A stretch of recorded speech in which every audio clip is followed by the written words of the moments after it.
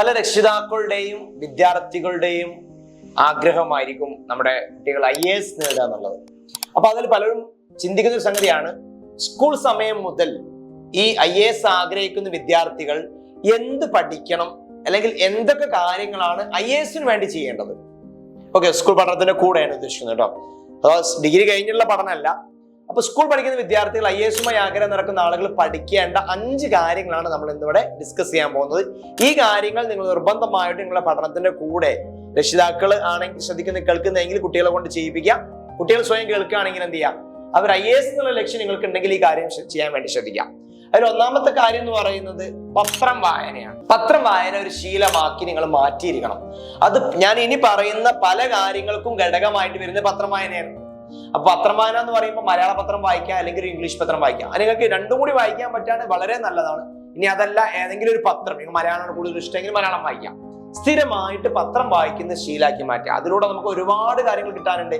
Language develop ചെയ്യാനുണ്ട്, GK വരാനുണ്ട്, general awareness കിട്ടാനുണ്ട്, വേൾഡിൽ നടക്കുന്ന കംപ്ലീറ്റ് കാര്യങ്ങൾ നമുക്ക് അറിയാനൊക്കെ അതിലൂടെ പൊളിറ്റിക്കൽ ആയിട്ടുള്ള കാര്യങ്ങളും പൊളിറ്റിയും കാര്യങ്ങളൊക്കെ ഡിസ്കസ് ചെയ്യും. അപ്പൊ അത് ഒരു ശീലമാക്കി മാറ്റാൻ വേണ്ടി പ്രത്യേകം രക്ഷിതാക്കൾ എന്ത് ചെയ്യാം, ശ്രദ്ധിക്കുക എന്നുള്ളതാണ് ഒന്നാമത്തെ കാര്യം. രണ്ടാമത്തെ കാര്യം എന്ന് പറയുന്നത് GK plus general awareness develop ചെയ്യുക എന്നുള്ളതാണ്. അപ്പൊ GK ഡെവലപ്പ് ചെയ്യാൻ ഒരുപാട് മാർഗങ്ങളുണ്ട്. അതിലൊരു മാർഗമാണ് പത്രം വായന. പത്രം വായന വായിക്കുന്ന സമയത്ത് അതിന്റെ ഒരു ഗുണം അതാണ്, നമുക്ക് GK ജനറൽ നോളജ് ഡെവലപ്പ് ആവും. ഇപ്പം പുതിയ പുതിയ കാര്യങ്ങൾ, പുതിയ ഒരു പ്രൈം മിനിസ്റ്റർ, ആരാണ് പ്രൈം മിനിസ്റ്റർ, അപ്പൊ പത്രം കിട്ടും. പുതിയ മന്ത്രിമാര്, പുതിയ വ്യത്യസ്ത രാജ്യങ്ങൾ, അപ്പൊ അമേരിക്കയിലെ പ്രസിഡന്റ് ആരാണ്, റൊണാൾഡ് ട്രംപ് ആണെന്നുള്ളത് നമുക്ക് പുതിയ പത്രം വായനയിലൂടെ കിട്ടും. അത് GK ആണ് 5 കൊല്ലം. ഓക്കെ, അപ്പൊ ആ രീതിയിൽ GK ഡെവലപ്പ് ചെയ്യാം. അപ്പൊ നിങ്ങൾക്ക് GK ഡെവലപ്പ് ചെയ്യാൻ GK പുസ്തകങ്ങളൊക്കെ അവൈലബിൾ ആണ്. പിന്നെ നിങ്ങൾക്ക് ഇതെല്ലാം ഈ പറയുന്ന കാര്യങ്ങളും GKയും ഒക്കെ അടങ്ങുന്ന നമ്മുടെ ഒരു കോഴ്സും ഓൾറെഡി പ്രൊവൈഡ് ചെയ്യുന്നുണ്ട്, IAS ജൂനിയർ കോഴ്സ് എന്ന് പറയും. അപ്പൊ അതിലേക്ക് ജോയിൻ ചെയ്ത് കഴിഞ്ഞാൽ നിങ്ങൾക്ക് ഇത് കണ്ടെത്തി പഠിക്കേണ്ടി വരില്ല, നമ്മൾ കണ്ടെത്തി തരും. ഓക്കെ, GK കാര്യങ്ങളൊക്കെ കേട്ടോ. ഒരു 1 ഇയർ പ്രോഗ്രാം ആണ് IAS ജൂനിയർ കോഴ്സ് എന്ന് പറയുന്നത്. അപ്പൊ അത് നിങ്ങൾ ആഗ്രഹിക്കുന്നുണ്ടെങ്കിൽ അതിനെക്കുറിച്ച് കൂടുതൽ അറിയണമെങ്കിലൊക്കെ എന്ത് ചെയ്യാം, പോലെ നമ്പറുമായിട്ട് ബന്ധപ്പെടാം. അവസാനം ഞാൻ അതിനെക്കുറിച്ച് കുറച്ച് പറയാം. ഇതാണ് രണ്ടാമത്തെ കാര്യം, GK ഡെവലപ്പ് ചെയ്യുക, ജനറൽ അവയർനെസ് ഉണ്ടാക്കുക എന്നുള്ളതാണ്. മൂന്നാമത്തെ കാര്യം എന്ന് പറയുന്നത് ഏറ്റവും ഇമ്പോർട്ടന്റ് ആയിട്ട് കാര്യം, നിങ്ങളുടെ സബ്ജക്ട് നിങ്ങൾ നന്നായിട്ട് പഠിക്കണം എന്നുള്ളതാണ്. എന്തുകൊണ്ട് അത് കാരണമാവും ചോദിച്ചു കഴിഞ്ഞാല്, നമ്മളിപ്പോ സിവിൽ സർവീസ് സീരിയസ് ആയിട്ട് പ്രിപ്പറേഷനിലേക്ക് കടന്നു കഴിഞ്ഞാൽ, ഡിഗ്രി മുതലോ ഡിഗ്രി ശേഷം കടന്നു കഴിഞ്ഞാൽ, ആദ്യം ഇവരെ കൊണ്ട് പഠിപ്പിക്കുന്ന കാര്യം എന്ന് പറയുന്നത് 6ാം ക്ലാസ് മുതൽ +2 വരെയുള്ള പുസ്തകങ്ങളാണ്. അത് തന്നെയാണ് നിങ്ങൾ പഠിക്കുന്നത്. അപ്പൊ നിങ്ങൾ പഠിക്കുന്ന 6 മുതൽ +2 വരെയുള്ള സബ്ജക്ട്സുകൾ, അതിന്റെ എല്ലാം നമുക്ക് പഠിക്കാനുള്ള, സിവിൽ സർവീസിൽ പഠിക്കാനുള്ള എല്ലാ സബ്ജക്ട്സിന്റെയും ഫൗണ്ടേഷൻ എന്ന് പറയുന്നത് 6 മുതൽ +2 വരെയുള്ള ഈ പുസ്തകങ്ങളാണ്. അപ്പൊ അത് നിങ്ങൾ പഠിക്കുന്ന സമയത്ത് എന്റെ ലക്ഷ്യം സിവിൽ സർവീസ് ആണ് എന്നുള്ള ബോധത്തില്, ആ ബോധം മനസ്സിൽ വെച്ചുകൊണ്ട് ഇത് നന്നായിട്ട് പഠിക്കാം. അത് നിങ്ങളുടെ ബെസ്റ്റ്. ക്ലാസ്സിൽ ടോപ്പർ ആവുക എന്നുള്ളതല്ല, പക്ഷെ ടോപ്പർ ആവാൻ കഴിവുള്ള ആളാണ് നിങ്ങളെങ്കിൽ നിങ്ങളുടെ ബെസ്റ്റ് അതാണെങ്കിൽ നിങ്ങൾ അതാവണം. അതല്ലെങ്കിൽ നിങ്ങളുടെ ബെസ്റ്റ് എത്ര മാർക്കാണോ നിങ്ങൾ നേടാൻ വേണ്ടി എന്ത് ചെയ്യണം, നിങ്ങളുടെ സബ്ജക്ട് പഠിക്കുന്നത്. അത് നിങ്ങളുടെ സബ്ജക്ട് മാറ്റി വെച്ചിട്ട് സിവിൽ സർവീസിന് വേണ്ടി ഞാൻ പഠിക്കാന്ന് പറഞ്ഞ് വരുന്ന ഒരു അവസ്ഥ ഉണ്ടാവരുത്. ഓക്കെ, അതാണ് മൂന്നാമതായിട്ട് ശ്രദ്ധിക്കേണ്ട കാര്യം എന്ന് പറയുന്നത്. നാലാമതായിട്ട് നമുക്ക് സിവിൽ സർവീസ് പ്രിപ്പറേഷനിലേക്ക് കടന്നു കഴിഞ്ഞാൽ പരന്ന വായന വേണം. അപ്പൊ അതിനു വേണ്ടി അതിന്റെ ഒരു പ്രാക്ടീസ് നിങ്ങൾ സ്കൂൾ തലം മുതൽ തന്നെ സ്റ്റാർട്ട് ചെയ്യണം. എങ്ങനെ? പരന്ന വായന.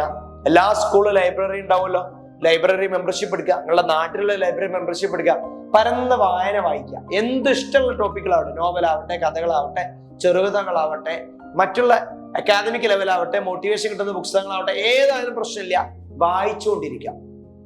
നിങ്ങൾക്ക് വായിക്കാൻ പറ്റുന്ന ഒരു 10 പുസ്തകങ്ങളുടെ ലിസ്റ്റ് ഞാൻ ഓൾറെഡി വീഡിയോ ചെയ്തിട്ടുണ്ട്. നിങ്ങൾ വായിച്ചിരിക്കേണ്ട പുസ്തകങ്ങൾ. ഇപ്പൊ നമ്മുടെ മെന്ററിങ്ങിന്റെ, നമ്മുടെ പ്രോഗ്രാമിന്റെ ഭാഗമായിട്ട് ഒരു വർഷം കൊണ്ട് നമ്മൾ കുട്ടികളെ വായിപ്പിക്കുന്ന 50 പുസ്തകങ്ങളാണ്. നിങ്ങളും അത് ടാർഗറ്റ് ചെയ്ത് പഠിക്കുക. നിങ്ങൾ ക്ലാസ്സിൽ ജോയിൻ ചെയ്തിട്ടില്ലെങ്കിലും നിങ്ങളും അത് ടാർഗറ്റ് ചെയ്ത് ഒരു വർഷം 50 പുസ്തകം പോട്ടെ, ഒരു വീക്ക് ഒരു പുസ്തകം വെച്ച് വായിക്കും എന്നുള്ളൊരു ടാർഗറ്റ് നിങ്ങൾ മുന്നോട്ട് പോവുക. അങ്ങനെയാണെങ്കിൽ ഒരു മാസം 4 പുസ്തകം, 10 മാസത്തിൽ 40 പുസ്തകം നിങ്ങൾക്ക് പഠിക്കാൻ പറ്റും. 40-48 പുസ്തകം പഠിക്കാൻ പറ്റും, വായിക്കാൻ പറ്റും.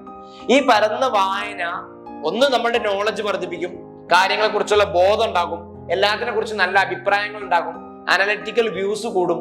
കൂടാതെ നമുക്ക് വായിക്കാനുള്ള ഒരു ശീലമായി മാറും. അങ്ങനെ വായിക്കാനുള്ള ശീലങ്ങൾ വന്നു കഴിഞ്ഞാൽ സിവിൽ സർവീസ് പ്രിപ്പറേഷൻ തുടങ്ങി കഴിഞ്ഞാൽ ഒരുപാട് വായിക്കാനുണ്ട്. അവിടെ വായന നിങ്ങൾക്ക് ഒരു ബുദ്ധിമുട്ടാവില്ല, അത് നിങ്ങൾക്ക് എൻജോയ് ചെയ്യുന്ന ഒരു അവസ്ഥയായിരിക്കും ഉണ്ടാവുക. അപ്പൊ വായനാശീലം ഉണ്ടാക്കുക എന്നുള്ളത് 4ാമത്തെ കാര്യം ചെയ്യേണ്ടത്. 5ാമത്തെ കാര്യം ഏറ്റവും ഇമ്പോർട്ടൻ്റ്, ഫസ്റ്റ് വരേണ്ട കാര്യമായിരുന്നു, എങ്കിലും ലാസ്റ്റ് പറഞ്ഞോളൂ, dreaming and goal setting plus planning.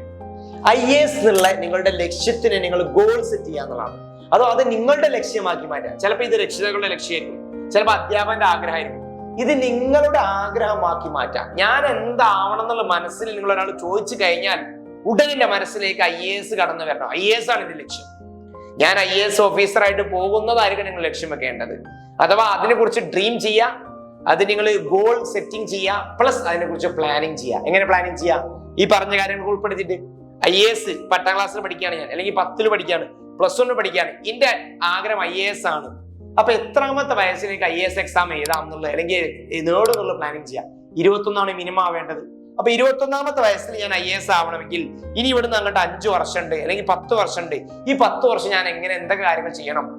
സ്കൂളിലെ കാര്യങ്ങൾ പഠിക്കണം, പത്രം വായന ശീലാക്കണം, റൈറ്റിംഗ് ശീലാക്കണം, റീഡിങ് ശീലാക്കണം, സംസാരം റെഡിയാക്കണം. ഇങ്ങനെ ഓരോ കാര്യങ്ങൾ പ്ലാൻ ചെയ്ത് അതിനാവശ്യമായ ക്രമീകരണങ്ങൾ, പ്രവർത്തനങ്ങൾ നിങ്ങൾ എന്ത് ചെയ്യാം ചെയ്തുകൊണ്ട് അതിലേക്ക് സ്റ്റെപ്പ് ബൈ സ്റ്റെപ്പ് ആയിട്ട് പഠിച്ച് മുന്നേറാൻ വേണ്ടി നിങ്ങൾ ശ്രദ്ധിക്കാം. അത് നമുക്ക് എന്ത് വേണം? ഫസ്റ്റ് ഒരു പ്ലാനിങ്, അതുപോലെ തന്നെ ഒരു ഗോൾ സെറ്റ് വേണം. അത് നിങ്ങൾ പ്രത്യേകം ശ്രദ്ധിക്കാം.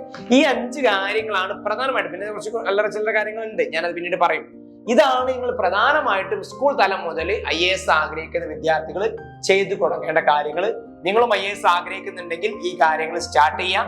നമ്മുടെ കൂടെ നിന്നുകൊണ്ട് നിങ്ങൾക്ക് പഠിക്കണം എന്ന് ആഗ്രഹിക്കുന്നുണ്ടെങ്കിൽ നമ്മുടെ IAS ജൂനിയർ കോഴ്സ് ഉണ്ട്, അതിൽ ജോയിൻ ചെയ്തുകൊണ്ട് നിങ്ങൾക്ക് എന്ത് ചെയ്യാം, നിങ്ങളുടെ IAS എന്നുള്ള സ്വപ്നത്തിനായിട്ട് നമുക്ക് ശ്രമിക്കാം. അതിനെക്കുറിച്ച് കൂടുതൽ അറിയാനായിട്ടുള്ള നമ്പറുമായിട്ട് ബന്ധപ്പെടാം, കൂടുതൽ ഡീറ്റെയിൽസ് അറിയാവുന്നതാണ്. അപ്പോൾ മറ്റൊരു വീഡിയോയുമായിട്ട് കാണാം. അതുവരേക്കും ബൈ.